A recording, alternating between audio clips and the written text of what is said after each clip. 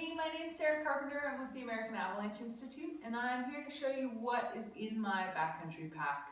And I'm dressed already for skiing, so I've got a pair of hard shell pants with long underwear on. I've got a soft shell, an expedition weight shirt, and a mid-weight shirt. And I also, underneath all of this, have my transceiver on already. So, and my rule of thumb, once I put my transceiver on, I turn it on. I leave it on for the day, and then when I get home, I take it off and turn it off. So, things that are in my backpack when I go ski touring, I've got my skis and poles, or if you're a split boarder, obviously split board with bindings and poles. I have a pair of skins that go onto those skis. Other things that live in my backpack, I'll just start with the front of my backpack and I'll work my way in. I have my Avalanche rescue gear, so I have a shovel, I have a probe, and I have a snow saw. All those things actually go right in the front of my backpack. And I pack my pack the same way every time. That way I know where all my gear lives. So that rescue gear all lives in one pouch. Nothing else goes in there because I know if there is an emergency, I've got one place to go for gear and there's nothing I have to pull out and throw to the side when a rescue is necessary. Other things that go in my backpack, when I pack my pack, I think about what I don't need and I put it at the bottom of the backpack. And then as I move up through the pack, it's things that I'm going to access more and more during the day. So things I try not to use on a ski tour are a rescue sled, and that's packed up right here. You can also get a smaller emergency tarp or some sort of emergency blanket. This thing doubles as a rescue sled. It also can make a tarp. Anything, so if anyone gets hurt, I can put them in, I can drag them out, I can keep them warm, all of that. So this goes in the bottom of my backpack, along with all the webbing that it takes to put together. I also have a first aid kit and a repair kit, and check out our other video for the contents of that first aid and repair kit. That also goes to the bottom of my backpack. From here, I have a hard shell in case it gets really windy. I'll keep that sort of in the middle of my backpack. And I also have a nice warm puffy layer to put on when I'm having lunch breaks or when I'm stopped, if I'm assessing the snowpack. It's always nice to make sure you've got at least one nice warm layer. I've got water. I tend to carry at least one thermos. That way I can either get warm or I can make my water go further just by filling up the thermos cup with snow and then pouring hot water on it. And then I tend to carry at least 1.5 liters on a full day tour, maybe two liters. So here's my other water bottle.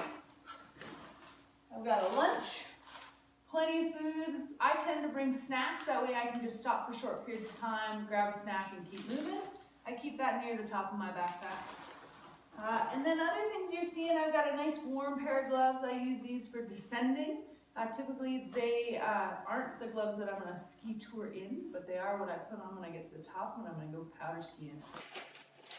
As we're moving through the stack, other things that I have a map and compass. I like to know where I'm going. I can use my phone for this, but phones run out of batteries and these things don't. So it's nice to have some sort of backup, knowing where you're going to go. These just live somewhere near the top of my pack, tucked away. I've got a pair of goggles, keep them nice and handy for when I go ski downhill. Headlamp with good batteries, always worth carrying because you never know when you're gonna get nighted. And then I actually carry a cord, and this is for doing stability tests. Just a nice thin piece of cord with knots tied every 10-15 centimeters, helps me cut columns. Other things that live in the top of my pack, I'm packing the little brain right now. I've got a buff, some sort of neck gaiter. I have a headband just because when I'm touring sometimes I get hot but my ears get cold. And then I also have at least one if not two nice warm hats. One of them I wear for descending, my big thick warm one, and this other one I'll wear for going uphill. Along with my lightweight hat, I've got a pair of sunglasses for going uphill, a lightweight pair of gloves for ski touring. Those are the things that I'm going to leave out. I always keep ibuprofen nice and handy just in case anyone's got a headache or a sore knee.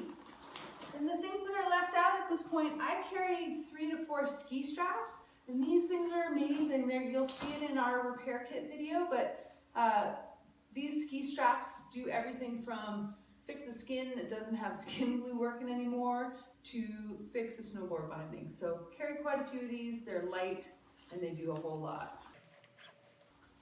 Got a Leatherman because I like to be able to cut things and I like to be able to use the pliers, all of that. So some sort of tool that you can fix things with and that you can also have a picnic with.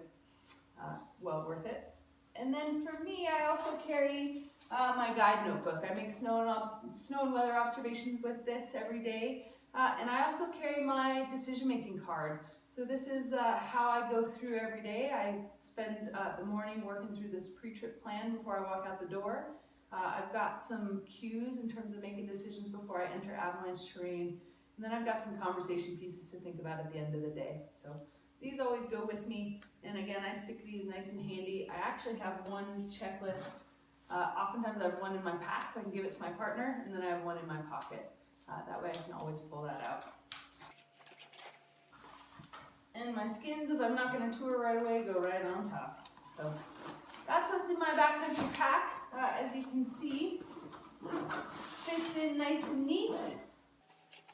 I'm ready for a day.